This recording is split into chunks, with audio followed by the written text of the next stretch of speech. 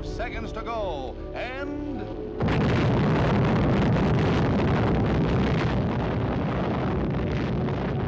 امریکہ سے تقریباً 8000 کلومیٹر دور مارشل آئلینڈز میں واقع یہ جزیرہ امریکہ کا ایٹمی تجربہ گاہ کہلاتا ہے۔ The atom bomb is here. It exists. We must look to the future.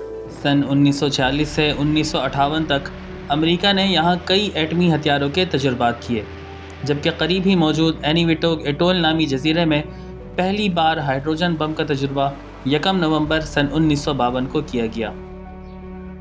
آخر کیا وجہ تھی کہ اس انسانیت کے دشمن ہتھیار کے تجربے کے لیے اس خوبصورت جزیرے کو چنا گیا، جو اپنے نیلے سمندر، کھجور کے لمبے درخت، نرم ریت اور چمکتی دھوپ میں چلتی ٹھنڈی ہوا کی وجہ سے کسی جنت کا ٹکڑا لگتا ہے؟ یہ جزیرہ، جسے بکنی ایٹول کہا جاتا ہے، کو اس لیے چنا گیا کیونکہ ایک تو یہ امریکہ سے بہت دور تھا، اور ایٹمی تجربے کی تابکاری سے امریکی شہریوں، جی ہاں، دنیا نہیں، صرف امریکی شہریوں کے متاثر ہونے کا کوئی خطرہ نہیں تھا، اور دوسری وجہ یہ تھی کہ یہ جزیرہ وسیع اور آسانی سے قابل رسائی لگون رکھتا تھا۔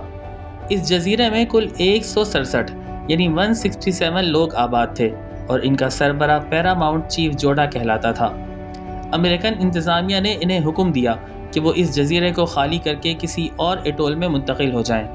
بزرگوں کے مشورے کے بعد بکینی کے سربراہ چیف جوڈا نے رضامندی ظاہر کی اور تمام مقامی باشندوں کے ساتھ رونگریٹ ایٹول نامی جزیرے میں منتقل ہو گیا۔ بدقسمتی سے نئے گھر کے درخت اتنے پھلدار نہ تھے، اور نہ ان کے کھجوروں میں وہ غذائیت تھی، اور نہ ہی اس جزیرے میں پینے کا پانی وافر مقدار میں موجود تھا۔ فوڈ پوائزننگ کی وجہ سے کئی لوگ بیمار بھی ہوئے اور پھر خانہ بدوشی کی زندگی گزارنے پر مجبور ہوئے۔ جزیرے سے مقامی باشندوں کی بے دخلی کے بعد سن 1946 میں پہلا ایٹمی تجربہ کیا گیا، جسے آپریشن کراس روڈز کا نام دیا گیا۔ 25 seconds, 20 seconds, 15 seconds. Dr. Holloway, leader of the Los Alamos group, and the entire fleet waits in almost agonized tenseness. Now but 5 seconds to go. And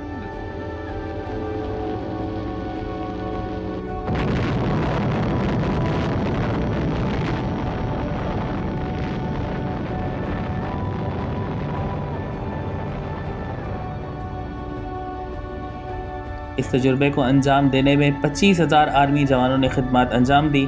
اس تجربے کے لیے درجنوں جنگی جہاز، ہوائی جہاز اور ہزاروں لیبارٹری جانوروں کو ایٹول پر لایا گیا۔ یاد رہے کہ یہ جنگی اور ہوائی جہاز کوئی ڈمی اور نقلی نہیں تھے، بلکہ مکمل جنگی حالت میں تیار تھے، اور ان میں ایندھن اور گولہ بارود بھی موجود تھا۔ اس کی وجہ یہ تھی کہ امریکن جاننا چاہتے تھے کہ ایٹم بم کا حملہ ان جنگی ساز و سامان اور زندہ جانداروں پر کس طرح سے اثر انداز ہوتا ہے، اور یہ کتنا ہولناک ہو سکتا ہے۔ اس پہلے تجربے میں 2 ٹیسٹ کیے گئے، جس کے کوڈ نام ایبل اور بیکر تھا۔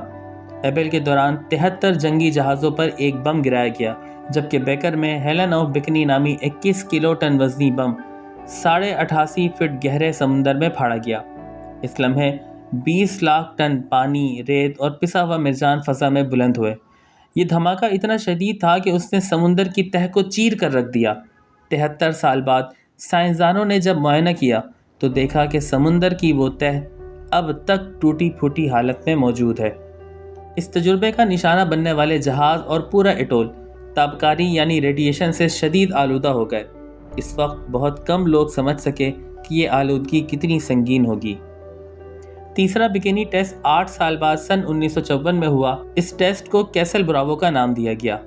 اب کی بار ہیروشیما پر گرائے گئے ایٹم بم سے 1000 گنا زیادہ طاقتور ہائیڈروجن بم کا تجربہ کیا گیا تھا۔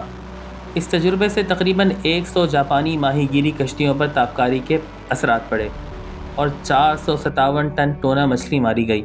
600 روئنٹجن مقدار کی ریڈیشن انسانوں کو ہلاک کرنے کے لیے کافی ہوتی ہے، جبکہ اس تجربے کے نتیجے میں بکینی ایٹول کے اطراف میں 200 کلومیٹر تک روئنٹجن کی مقدار 1000 فی گھنٹہ تھی۔ مجموعی طور پر یہ امریکی تاریخ کا سب سے طاقتور ایٹمی تجربہ تھا۔ یہ تجربات مزید 4 سال جاری رہے، اور سن 1958 میں ان تجربات کا سلسلہ ختم ہوا، لیکن اب بکنی ایٹول ناقابل رہائش ہو گیا تھا۔ یہاں کی سرسبز مٹی اور میٹھا پانی آلودہ ہو گئے تھے۔ زراعت اور ماہی گیری ناممکن ہو گئی تھی۔ بکنی اٹول کے 167 مقامی باشندوں میں سے آدھے سے زیادہ تابکاری سے پیدا ہونے والی سنگین بیماریوں سے مر گئے۔ بعد میں امریکہ نے بکنی اٹول کے باشندوں کی اولادوں کو 8 کروڑ 30 لاکھ ڈالر معاوضہ ادا کیا، جو ایٹمی تجربات اور آبائی گھر سے بے دخلی کے نقصانات کے بدلے میں تھا۔ دوستو، یہ صرف ایک جزیرے کی کہانی نہیں، یہ طاقت کے نشے میں اندھے ہو جانے کی داستان ہے، جہاں انسانیت تجربہ گاہ کے جانوروں سے بھی کم سمجھی گئی۔ آج اس جنت میں صرف 4 سے 6 نگران رہتے ہیں، باقی سب صرف یادیں اور قبریں چھوڑ گئے۔ سوال یہ بھی ہے کہ جب طاقتور ملک اپنی آزمائش کے لیے کمزور کی زمین، پانی اور زندگیاں لوٹ لے تو خاموش رہنا کیا یہ بھی جرم نہیں؟ اس کہانی کو شیئر کریں تاکہ دنیا کو پتہ چلے کہ جنت کو جہنم بنانے والے آج بھی دنیا کے مالک بنے بیٹھے ہیں۔ دوستو، یہ ویڈیو آپ کو کیسی لگی کمنٹس میں ضرور بتائیں، اور ہاں، چینل کو سبسکرائب ضرور کر لیں۔